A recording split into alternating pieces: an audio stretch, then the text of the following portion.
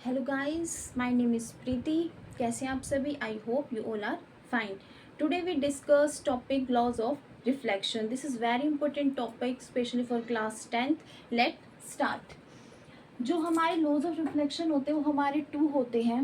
Number one is angle I equal to angle R. जो आपका angle of incidence होता है वो आपका इक्वल होता है एंगल ऑफ रिफ्लेक्शन के।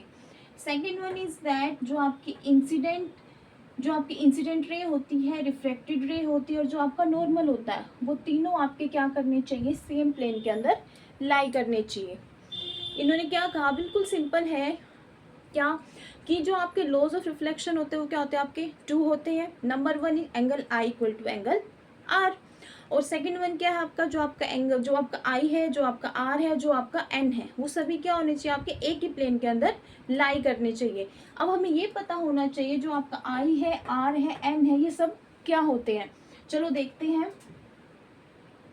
ये मैंने एक कोई भी प्लेन मिरर ले लिया, ठीक है। उसके ऊपर मैंने क्या कर दिया, एक नॉर्मल लाइन ड्रॉ कर दी। नॉर्मल आपका क्या होता है, जो आपका क्या होता है 90 डिग्री पे बनता है, उसको हम क्या बोलते हैं, नॉर्मल, किसी भी प्लेन मिरर के ऊपर। उसके बाद क्या है, जब इस पे कोई भी लाइट फॉल करेगी उसको हम क्या बोलेंगे, आपका मिरर के ऊपर जब कोई भी लाइट फॉल करते हैं उसको क्या बोलते हैं हम, इंसिडेंट रे। क्या बोलेंगे उसको हम, इंसिडेंट रे। और जो इन दोनों के बीच में जो एंगल बनता है, किस किस के बीच में, जो हमारा जो इंसिडेंट रे है और जो हमारी जो नॉर्मल है, इन दोनों के बीच में जो आपका एंगल बनता है उसको क्या बोल देंगे, एंगल ऑफ इंसिडेंस। क्लियर है। उसके बाद जब हमारी कोई भी लाइट अगर मिरर पे फॉल करेगा, वो क्या करेगा, मिरर उसको वापस भी सेंड करेगा। जो मिरर से वापस बैक होती है लाइट, बाउंस बैक होती है, उस रे को हम क्या बोलते हैं, रिफ्लेक्टेड रे। ठीक है, उसको क्या बोलते हैं, रिफ्लेक्टेड रे। और जो इन दोनों के बीच में जो एंगल बनता है, किस किस के बीच में, हमारा जो नॉर्मल के बीच में और रिफ्लेक्टेड रे के बीच में जो एंगल बनता है उसको क्या बोल देंगे, angle of reflection, that is R. Clear है सभी को? दोबारा बता देती हूँ। किसी भी मिरर के ऊपर जब कोई भी लाइट फॉल करती है, उस रे को हम क्या बोलेंगे, इंसिडेंट रे।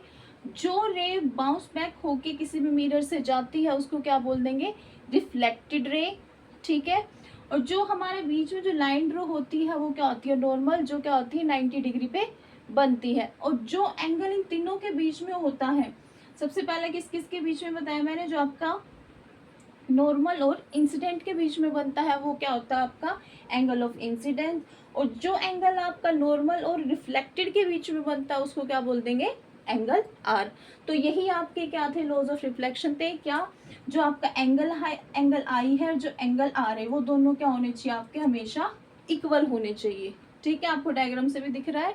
और दूसरा इन्होंने क्या कहा, जो आपका आई है, जो आपकी एन है और जो आपका आर है, ये सभी क्या होने चाहिए, एक ही प्लेन के अंदर लाई करने चाहिए। बहुत ही सिंपल है।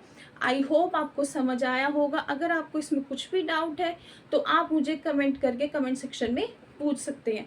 Thank you.